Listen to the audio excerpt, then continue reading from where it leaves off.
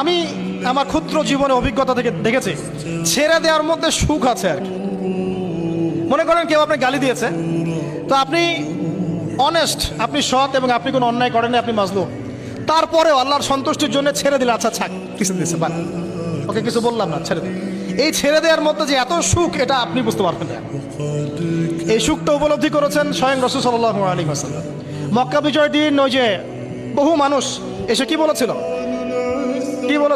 ভয়ে কাঁপছে যে রাসূল সাল্লাল্লাহু আলাইহি ওয়াসাল্লাম তাদেরকে আবার মৃত্যুদণ্ড দেন কিনা, আছে না? আল্লাহ নবী বললেন যে লা তাসরিবা আলাইকুমুল ইয়াউমা, তোমাদের উপর আজকে আমার কোনো অভিযোগ নাই, ওয়া আনতুমুত তুলাকা, তোমরা মুক্ত, যাও, ছেড়ে দিল। এটা শান্তি। ইউসুফ আলাইহিস সালামের ভাইরা কুয়াতে ফেলে দিয়েছিল না, সেখান থেকে মিশরের বাজারে, সেখান থেকে রাজপ্রাসাদে, সেখান থেকে জেলখানায়, জেলখানা থেকে রাষ্ট্র ক্ষমতায়। কি লাইফ ট্র্যাজেডি, লাইফের ট্র্যাজেডি দেখেছেন? এখন ইউসুফ আলাইহিস সালাম যখন শেষে ভাই থেকে চিনলেন, তিনি কি ভাইদের প্রতি প্রতিশোধ নিয়েছেন? বলেছেন যাও, মাফ করে দিলাম, ছেড়ে। এটাই শান্তি।